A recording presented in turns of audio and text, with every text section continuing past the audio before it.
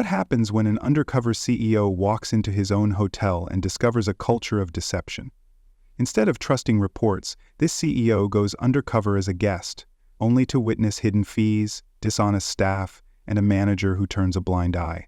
But he's not here just to observe, he's here to take action. From exposing corruption to rewarding true dedication, this story is a powerful lesson in leadership and accountability. Stay tuned as we reveal how one CEO's undercover mission changed his company forever. Jonathan Hayes had built Hayes Hospitality Group from the ground up, turning a single boutique hotel into a thriving regional chain of 10 mid-range hotels. His vision had always been clear: create a welcoming, honest, and customer-first experience.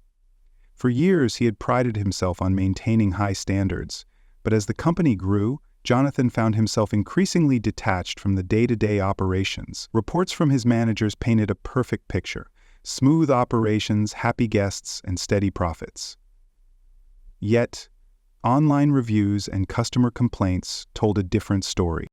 Lately, guests had been reporting issues ranging from hidden fees and deceptive pricing to poor customer service. Some even claimed they were pressured into unnecessary upgrades or charged for services they never used. The contrast between the glowing reports from management and the growing dissatisfaction among guests made Jonathan uneasy. Had his once trusted team let greed and complacency take over? Determined to uncover the truth, Jonathan devised a plan. He would go undercover as a regular hotel guest. He chose one of his hotels located 2 hours away from headquarters, a location he had never personally visited. To ensure no one recognized him, he traded his usual tailored suits for a worn-out hoodie, jeans, and an old suitcase, letting his hair grow slightly unkempt. He even adopted a fake name, James Holden, and booked a standard room online just like any other guest. Jonathan wasn't just checking in for a night's stay. He was stepping into the unknown, ready to see if the heart of his business was still beating with the values he had built it on, or if it had been corrupted by greed and dishonesty. What he would find inside might change the future of his company forever. With his plan in motion, Jonathan Hayes transformed into James Holden, an average traveler looking for a comfortable stay. Gone was the confident CEO in a tailored suit. Now he was just another weary guest with an old suitcase, a wrinkled jacket, and a tired look that blended in with the after-work crowd. His journey led him to one of his mid-range hotels, a location that had been acquired a few years ago but had never received a personal visit from him. It was the perfect place to observe without suspicion. As he stepped into the hotel lobby, Jonathan took a moment to absorb his surroundings. The grand chandelier above gave the illusion of luxury, but the rest of the lobby felt hollow. Staff moved about with disinterest, the couches in the waiting area were slightly worn, and a soft but noticeable smell of mildew lingered in the air. The reception desk was sleek, but behind the polished counter stood Ryan, a receptionist in his early 30s, with a well-rehearsed smile that didn't quite reach his eyes. Jonathan approached the counter, expecting a standard check-in process, but Ryan had other plans. "Welcome to Hayes Grand Suites. You're in luck. We're offering an exclusive upgrade tonight. For just $50 extra, we'll move you to a deluxe room with city views." His voice was smooth, his tone friendly, but something about the pitch felt too pushy, too rehearsed. Jonathan had booked a standard room for $120, and he wanted to see how far Ryan would go. "That's all right, I'll stick with my original booking," Jonathan replied. Ryan's smile faltered for a fraction of a second before he leaned in slightly. "Oh, well, in that case, there's a mandatory service fee of $25 for late check-ins," he added casually. Jonathan checked his watch. It wasn't even past 8 p.m. He narrowed his eyes but played along. "It didn't mention that online." Ryan gave a nonchalant shrug. "It's in the fine print. Every hotel does it." Jonathan had seen enough to confirm his suspicion. This wasn't just a case of bad service. It was a deliberate attempt to squeeze extra money out of guests. As he grabbed his key and turned toward the elevators, he noticed an elderly couple arguing with another receptionist about unexpected charges. He knew right then something was seriously wrong here. Jonathan clutched the room key in his hand, but before heading to the elevators, he lingered near the front desk, pretending to check his phone while quietly observing. The elderly couple at the next counter looked visibly frustrated. The husband, a man in his 70s with silver hair and an expensive-looking travel bag, tapped a receipt with his index finger. "Your website said the total was $150 per night, and now you're telling me it's $190. His voice was calm but firm. The receptionist, a younger man named Ethan according to his name tag, shifted uncomfortably. "I understand, sir, but the additional charges are for our exclusive concierge service, premium Wi-Fi, and early check-in fee." The elderly woman frowned. "We didn't ask for any of that." Ethan sighed and offered a forced smile. "It's automatically included in our pricing model." Jonathan clenched his jaw. He knew for a fact that his hotels had a strict transparency policy. No hidden fees, no forced add-ons. He had written that rule himself. If these guests were being tricked into extra charges, how many others had suffered the same treatment? Looking around, Jonathan noticed that Mark, the hotel's general manager, was seated nearby in the lounge area, sipping coffee and scrolling through his phone. He had been in the room the entire time but hadn't stepped in to address the guests' concerns. A good manager would have intervened immediately to ensure customer satisfaction, but Mark seemed completely uninterested. Jonathan turned his attention back to the front desk. Ryan, the receptionist who had checked him in, was now trying to upsell a young woman in a deluxe room, using the same tactic he had attempted on Jonathan. "You'll definitely want the upgrade," he said smoothly. "Our standard rooms don't include complimentary amenities like extra towels and coffee refills." The woman hesitated before reluctantly handing over her credit card. Jonathan's stomach twisted. Charging guests for basic necessities was unacceptable. This wasn't just about one or two employees pushing for a commission. This was a systematic culture of dishonesty. As he finally walked toward the elevators, he passed a housekeeper, Sophia, who was carefully arranging the welcome area and helping a lost elderly guest find her room. Unlike the others, she looked genuinely dedicated to her job. Jonathan exhaled slowly. There were problems here, but there were also people worth saving. Now, he just had to decide how to confront them. After settling into his room, a standard suite that felt far less luxurious than advertised, Jonathan decided to explore the hotel and see just how deep the problems ran. He moved through the hallways like any other guest, taking mental notes of every detail. The carpets were slightly stained, the walls scuffed, and the cleaning cart sat abandoned in the corridor, as if the housekeeping team had been rushing to finish their work. The air smelled faintly of cleaning chemicals, but there were subtle hints of mildew in the corners, a clear sign of neglect. Making his way to the hotel's lounge, Jonathan observed the bartender scrolling through his phone, barely acknowledging customers who waited for service. Two guests at a nearby table muttered complaints about how long they had been waiting for drinks, one shaking his head in frustration. When a waiter finally appeared, he got their order wrong twice before walking away with a dismissive shrug. Jonathan continued toward the gym and pool area where he spotted a middle-aged couple standing near the reception desk for the spa. "Excuse me," the man called out, waving slightly at a hotel employee who was sitting behind a counter, clearly ignoring them. After a long moment, the employee sighed dramatically, finally standing up as if they were being inconvenienced. The more Jonathan walked around, the clearer it became. The staff wasn't just failing to provide good service. Many seemed actively disengaged. Guests were being ignored, small but important details were overlooked, and complaints were brushed aside. Then, as he passed the housekeeping section, he caught sight of Sophia, the housekeeper he had noticed earlier. She was carefully restocking supplies on her cart, moving with quiet efficiency. A young couple approached her, asking if she could bring extra towels to their room. Unlike the receptionist, Sophia didn't brush them off or make excuses. She smiled warmly and assured them she'd bring the towels right away.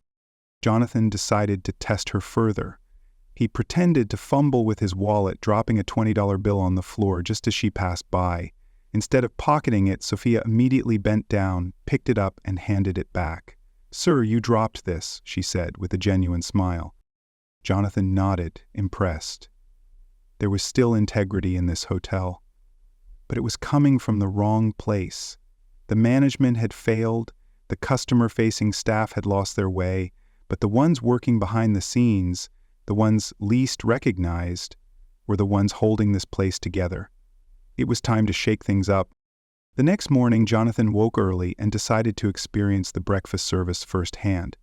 His booking had advertised a complimentary continental breakfast, yet something about his check-in experience made him skeptical. As he stepped into the hotel's dining area, a large banner near the entrance boasted "Free breakfast for guests" in bold lettering. But the moment he approached the buffet, a young staff member standing by the entrance stopped him.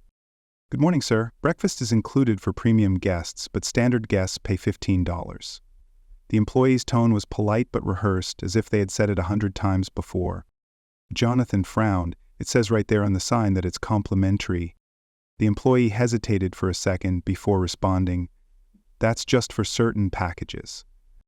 Jonathan played along, handing over the money. As he moved through the buffet, he noticed the food selection was lackluster. Stale pastries, a nearly empty tray of scrambled eggs, and a coffee station that looked like it hadn't been cleaned in days. At a nearby table, a family of 4 was arguing with a waitress. The mother pointed at a receipt, her voice rising in frustration. "We were told breakfast was free, and now we're being charged for juice and coffee?" she asked incredulously. The waitress looked uncomfortable. "Yes, beverages aren't included in the complimentary breakfast." "That wasn't mentioned anywhere," the father interjected, his face turning red. Jonathan observed, as the family reluctantly paid the extra fees, clearly feeling scammed. He had seen enough. This was deliberate deception. The hotel was using vague wording and hidden fees to squeeze more money from guests, just as Ryan had done at the front desk. At that moment, Jonathan spotted Mark, the general manager, strolling into the dining area with a steaming cup of coffee.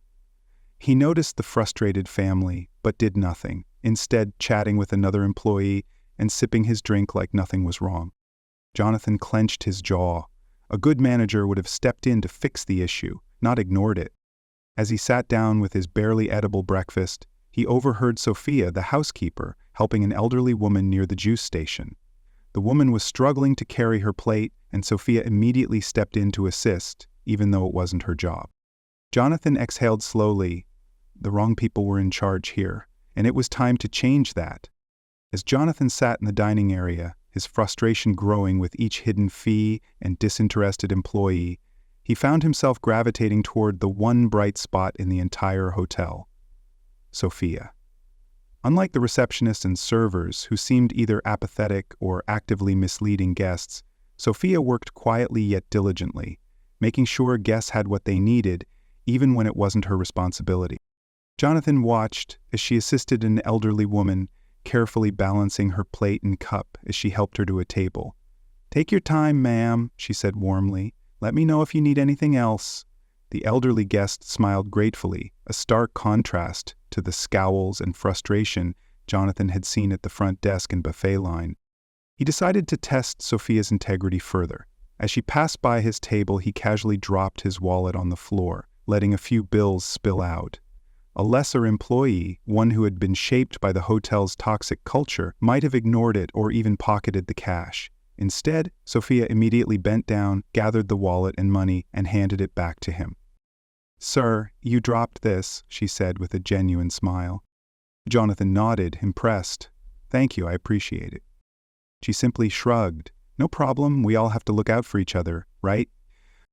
It was such a simple response, but it struck Jonathan deeply. This was the kind of employee the hotel needed more of: honest, hardworking, and dedicated to the guests, even when no one was watching. As she walked away, Jonathan made a decision.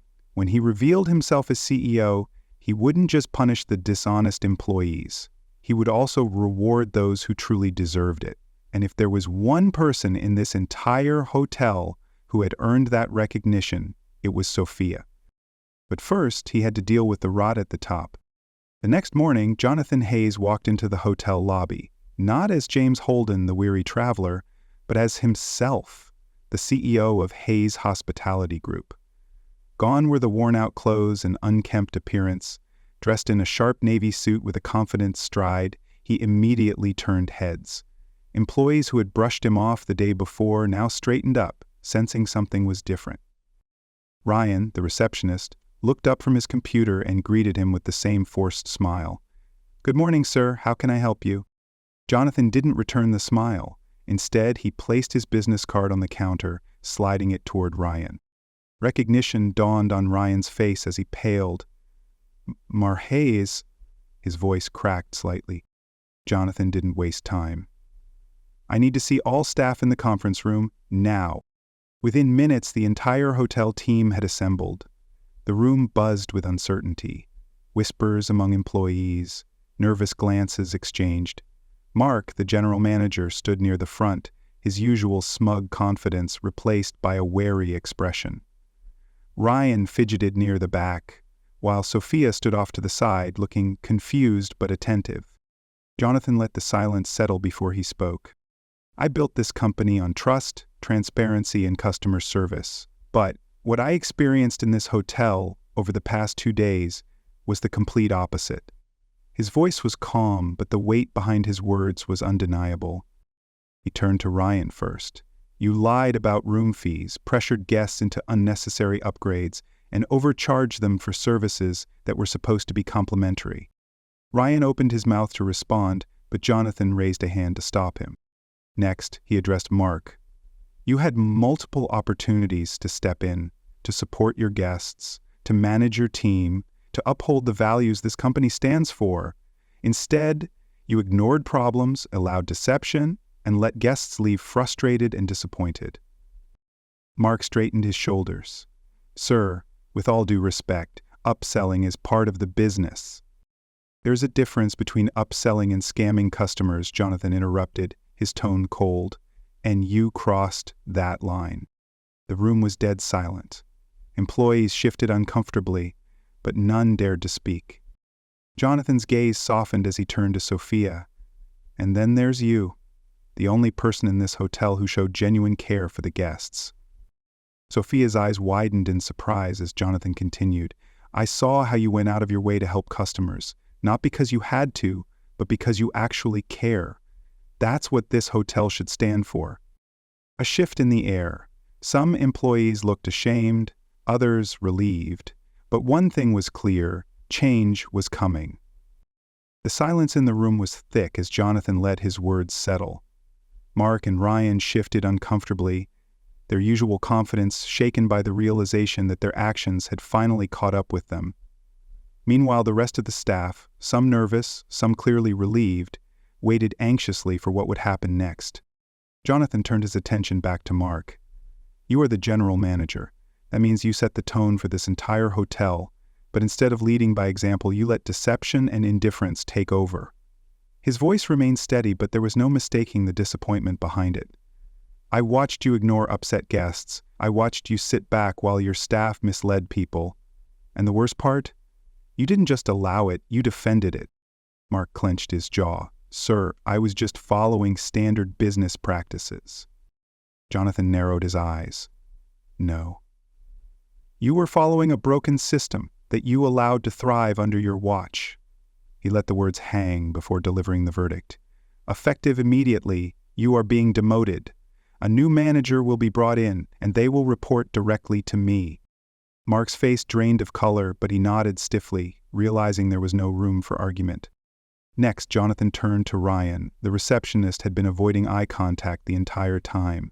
"And you, Ryan, you took advantage of guests who trusted you. You pushed unnecessary fees, made up false charges, and treated guests like nothing more than walking wallets." Ryan swallowed hard. "You are suspended for 2 weeks without pay. When you come back, you'll be given one last chance. If I catch you misleading a single customer again, you're out." The weight of the punishment settled over Ryan as he nodded, his usual smirk nowhere to be seen. Then, Jonathan's tone softened as he turned to Sophia. "And you, Sophia, you're everything this hotel should stand for." He smiled slightly. "You put guests first, you did your job with integrity, and you made this place feel welcoming, even when the rest of the staff failed to." Sophia's eyes widened in shock as Jonathan continued. "I'm promoting you to senior housekeeping supervisor, effective immediately, with a raise." Gasps and murmurs rippled through the room. Some employees looked shocked, others relieved. But a new energy filled the air. Jonathan took a breath. This isn't just about punishment. It's about setting a new standard, and starting today, we're going to do things differently. The tension in the room finally began to shift. Some employees exchanged glances, processing the weight of Jonathan's words. Others, like Sophia, looked completely stunned. Ryan and Mark remained stiff, their expressions grim, but they knew arguing was pointless. The reckoning had arrived. Jonathan let a moment pass before continuing. This hotel and this company will no longer operate under deception. That ends today. He turned his gaze toward the rest of the staff. I know not everyone here is part of the problem. Many of you are just following instructions, doing what you're told, but from this moment forward, the standards are changing. He turned back to Mark, who still hadn't spoken. You'll remain on staff, but you are no longer the general manager. A new leader will be coming in, someone who actually upholds the values of this company. Mark exhaled sharply, but he gave a stiff nod, clearly realizing there was no room for negotiation. Next, Jonathan looked at Ryan.